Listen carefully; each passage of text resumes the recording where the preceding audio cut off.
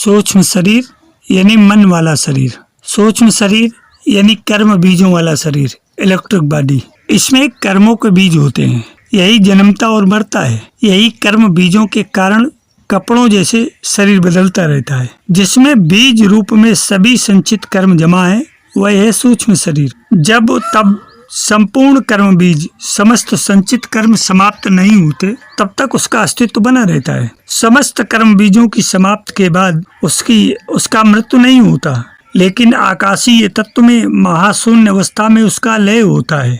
तब तक कर्म बीजों के समाप्ति तक सूक्ष्म शरीर केवल अवस्था को, ज्ञान स्वरूप को, साक्षात्कार की अवस्था को प्राप्त कर लेता है। उसके ऊपर के अज्ञान के आवरण हट जाते हैं और फिर पहले ज्ञान स्वरूप होकर फिर ध्यान और समाधि तक पहुँचते पहुँचते अंत में महासमाधि में नाद ब्रह्म में धीरे धीरे लय होता जाता है। यही उसकी मृत्यु होना है। सूक्ष्म शरीर की मृत्यु हो जाना मतलब सीधे सीधे मोक्ष अवस्था है। इस अवस्था में सूक्ष्म शरीर की मृत्यु नहीं होती, बल्कि महासूक्ष्म में शून्यता में उसका विलय हो जाता है। यही सूक्ष्म शरीर का मृत्यु होना है, यानी सीधा सीधा निर्वाण या मोक्ष जिसे हम कहते हैं, वही उसकी मृत्यु है। लेकिन वह मृत्यु न होकर विलीनीकरण की अवस्था है। जब कर्म बीज ही नहीं रहेंगे तो सूक्ष्म शरीर कहाँ से रहेगा। कर्म बीज समाप्त होने पर भीतर एक शून्यता, निर्विचारता आती है। नाद ब्रह्म में मन लय होने लगता है। नाद साधना में या ध्यान में समय का पता नहीं चलता। यह सूक्ष्म शरीर के लय होने की शुरुआती अवस्थाएं हैं। गुरु के मार्गदर्शन में जो लोग ध्यान धारणा करते हैं, उस ध्यान में अनेकों कर्म बीज नष्ट होते हैं। धारणा ध्यान के शुरुआती काल में भीतर विचारों का जो महायुद्ध चलता रहता है, वह सब कर्म बीज ही होते हैं जो अपना हिसाब किताब मांगने आते हैं। इसलिए तो हमेशा सदगुरु के साथ ध्यान किया जाता है। सदगुरु की मूर्त को देखते देखते ध्यान में प्रवेश किया जाता है।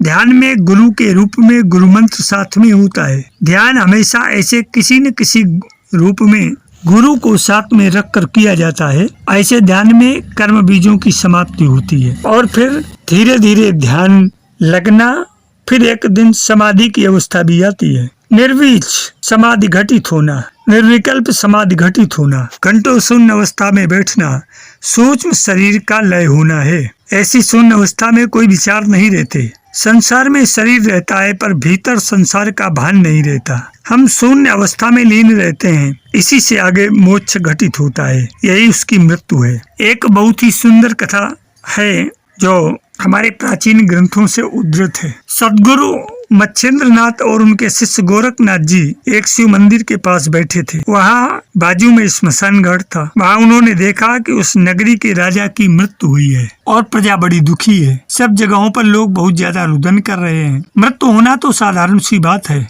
एक नैसर्गिक घटना है, पर लोगों के बहुत ही ज्यादा दुखी होने के कारण गोरखनाथ जी ने अपने गुरु से इसका कारण पूछा। तब सदगुरु मच्छिंद्र नाथ जी ने ध्यान लगाकर उस राजा का जीवन काल देखा तो वह राजा अपने जीवन काल में बहुत पुण्यशील व्यक्ति रहा। उसने अपने प्रजा का निस्वार्थ भाव से अपने परिवार के जैसा पालन किया और अब उसकी मृत्यु हुई है।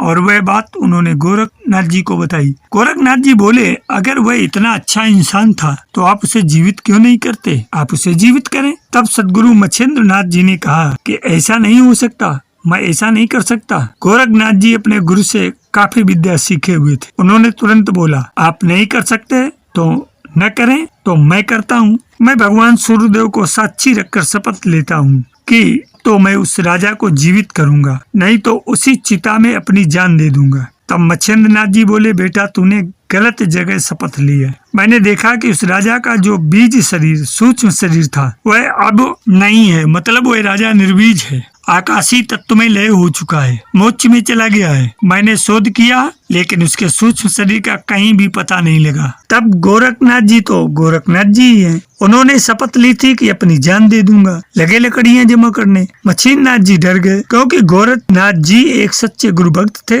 और अपने शब्दों पर कायम रहते थे। उन्होंने एक बार अपने गुरु के लिए अपनी एक आंख निकाल कर दी थी। राजा का सूक्ष्म शरीर निर्बीज मुक्त आकाशीय महाशून्य अवस्था में लय हो गया था, इसलिए मच्छिंद्रनाथ जी उसे पुनः जीवित नहीं कर सके। और फिर उन्होंने अपना शरीर उसी शिव मंदिर के गुफा में भूयार में रखकर उस राजा के मृतदेह में पर गाया पर काया गमन के जरिए प्रवेश किया और वह राजा जीवित हो उठा। समस्त प्रजा आनंदित हो उठी, लेकिन वह राजा नहीं था। वे राजा के रूप में मच्छिंद्र नाथ जी थे और ऐसे उन्होंने उसी अवस्था में 12 वर्ष तक राज्य किया और उनके शिष्य गोरखनाथ जी ने उनकी देह की रक्षा की। कहने का उद्देश्य यह है कि सूक्ष्म शरीर का लय होना, शून्य अवस्था को प्राप्त होना ही उसकी मृत्यु है। उसी को हम मोक्ष कहते हैं। अब आइए इसी अंक के दूसरे भाग पर नजर दौड़ाएं। क्या सूक्ष्म प्रोजेक्शन वास्तविक है? इसमें कोई संदेह नहीं है कि यह आपके शरीर को छोड़ने वाली आत्मा का अनुभव करने के लिए रमणीय और बेहद असामान्य है। वास्तव में दीवारों के पार और एक सेकंड में अकल्पनीय दूरी की यात्रा करने की क्षमता अविश्वसनीय है। सूक्ष्म प्रक्षेपण चेतना के बारे में है। अंगों और शरीर से अलग होने पर ध्यान केंद्रित करने के लिए अपने दिमाग को रिसेट करना, जो अंततः पास होने के लिए आता है। सूक्ष्म परियोजना के लिए आपको सो जाना है या ध्यान करना है।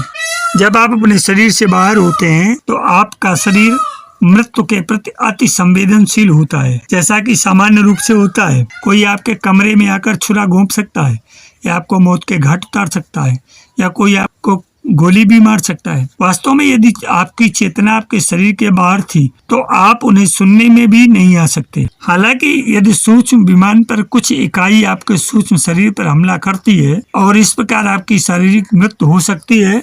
अगर किसी के साथ ऐसा हुआ है तो हमें पता नहीं होगा, क्योंकि वे हमें बताने के लिए जीवित नहीं होंगे। यह संभव है, लेकिन अत्यधिक संभावना नहीं है कि आप सूक्ष्म होते हुए मर जाएंगे। जब आप सूक्ष्म होते हैं तो आपके चांदी के तार को अलग करने के लिए पर्याप्त शक्तिशाली और मजबूत प्राणी होते हैं, लेकिन ऐसा होने की वास्तविक संभावना बहुत कम है। आपका चांदी का तार वह टीथर है जो आपके सूक्ष्म और भौतिक शरीरों से जुड़ा रहता है जबकि आप अवतरित होते हैं। अब यदि कोई आपके सूक्ष्म शरीर को मारता है जब आप सूक्ष्म होते हैं तो बस आप उसी तरह आगे बढ़ेंगे जैसे आप मरते समय अपने शरीर के अंदर होते हैं। हालांकि ये विषय दुनिया भर के विभिन्न लोगों से गर्म बहस को आकर्षित करता है, चाहे ऐसा हो या न हो, बात नहीं है। तो अब आइए इसका अभ्यास कैसे करें इस पर बात करें। पहले चरण में आराम करो अपने मन और शरीर दोनों के द्वारा। अपने बिस्तर, सोफा, फ्लैट, आरामदायक सतह पर लेट जाएं। सबसे महत्वपूर्ण है कि आप अपनी पीठ के बल आराम से लेटें। धीमी धीमी गहरी सांस लें और बस अपने आप को और भी अधिक आराम करने दें। अपनी श्वास पर ध्यान केंद्रित करें। अपने विचारों से दूर न हो। उन्हें बिस्तर में डूबने या तैरने और भारहीन होने या बस अदृश्य होने की कल्पना करें। अपने शरीर के सभी तनाव से पूरी तरह से आराम करें। लगभग 10 मिनट के बाद आपको पहले से ही आराम और सपने देखना चाहिए। सावधान रहना चाहिए। आपका लक्ष्य आपके शरीर को सो जाने देना है, लेकिन आपका मन जागृत रहना चाहिए।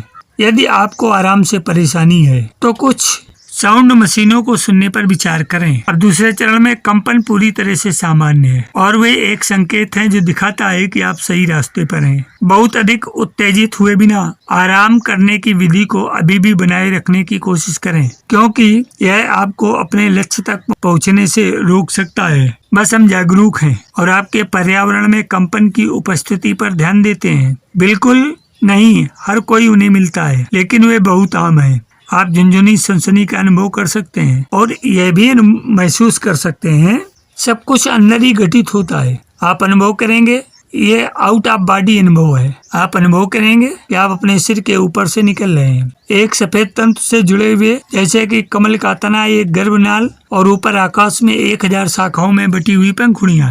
आप अनुभव करेंगे कि आप नाभि से बाहर निकल रहे हैं और ऊपर आकाश में जा रहे हैं।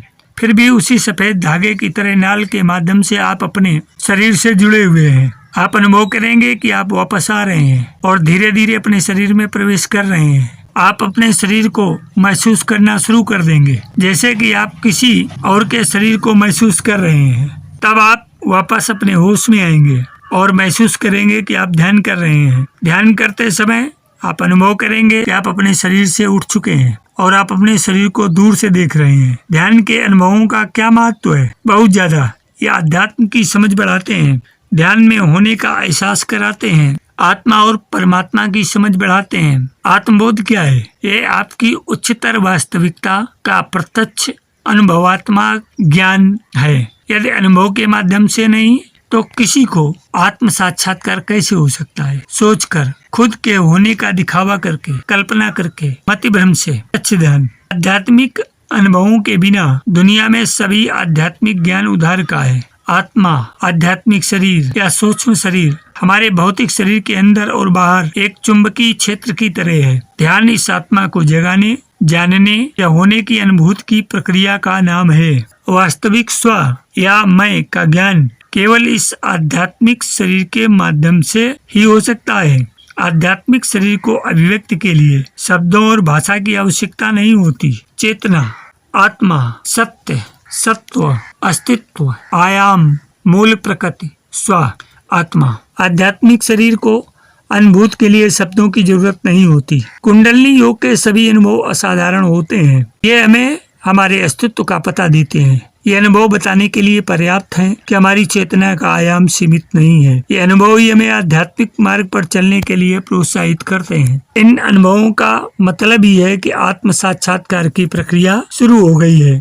वे संकेत देते हैं कि आप अपनी साधना में सही रास्ते पर हैं। आपके अंदर एक उच्च शक्ति क्रियाशील है और वो प्रयासों से खुश है। ये अनुभव हमारी वासना और संस्कारों की परत के खुलने का प्रतीक है।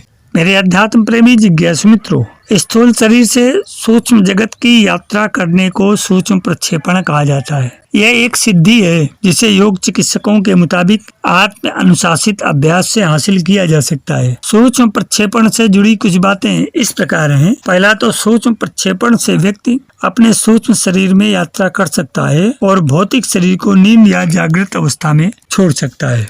दूसरा, सूक्ष्म प्रक्षेपण से व्यक्ति अपनी आध्यात्मिक उन्नति कर सकता है। तीसरा, सूक्ष्म शरीर को जागृत करने के लिए प्राण शक्ति या कुंडलिनी ऊर्जा की जरूरत होती है। तीसरा, सूक्ष्म शरीर को जागृत करने से मानसिक, शारीरिक और आध्यात्मिक विकास होता है। अगला है, सूक्ष्म शरीर को अंतःवाक या मनमय शरीर भी कहा जाता है। अगला बिंदु है, सूक्ष्म शरीर की गति बहुत तेज होती है और यह सेकंडों में कहीं भी जा सकता है। सूक्ष्म शरीर की मृत्यु नहीं होती है। सूक्ष्म शरीर को जानने और उसका अनुभव करने के लिए कुछ तरीके हैं जो अपनाए जा सकते हैं। इसमें पहला है नियमित ध्यान या प्राणायाम, दूसरा है मानसिक ध्यान, तीसरा है कि शवासन, योगासन जैसे योग प्रक्रियाएं। समादरणीय संत विद्वान शंकराचार्य श्री माधवाचार्य जी के ने एक सूक्त कहा था, आत्मना मनसा विषयान शक्तेन मनसा आत्मानम उद्धरेत तद विपरीतेन मनसा आत्मानम न अवसादयेत। आत्मा एव मन एव ही आत्मनो बंधु तद एव आत्मनो रिपुः।